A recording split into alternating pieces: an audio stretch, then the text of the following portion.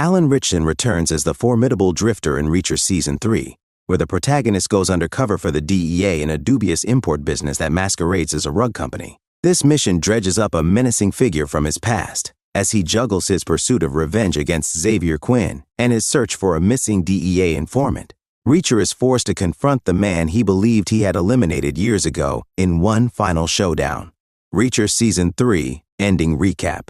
The season finale, titled Unfinished Business, begins with Reacher, Beck, Duffy, Villanueva, and federal authorities staking out a local import site, expecting Xavier Quinn's major deal to take place there.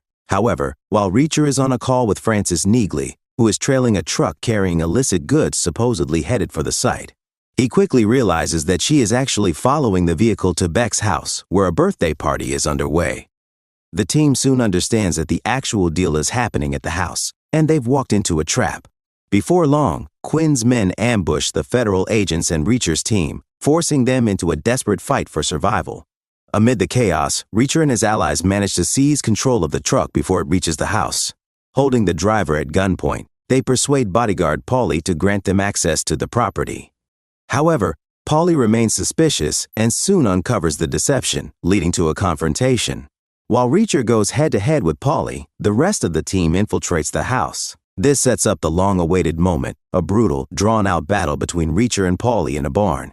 At one point, Reacher is nearly crushed under a stack of hay bales, seemingly on the brink of death, but he breaks free. The fight spills over to the edge of the property, culminating in both men plunging into the ocean. Neagley, disguised as a waiter, keeps tabs on Quinn and his Russian associates. To appease the Russians until he can pay his outstanding debt, Quinn offers them an unconscious and helpless Teresa, as the Russian leader has a known preference for red-haired women. However, when the leader heads upstairs to claim his prize, he finds Duffy instead, attempting to rescue Teresa. A tense standoff ensues as Duffy aims her gun at him. Meanwhile, Villanueva engages in a fierce struggle with one of Quinn's men in the bathroom.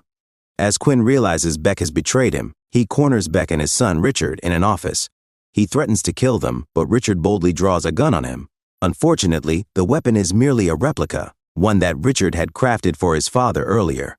The moment Quinn sees through the deception, he pulls out his own firearm and shoots Beck multiple times, killing him in front of his horrified son.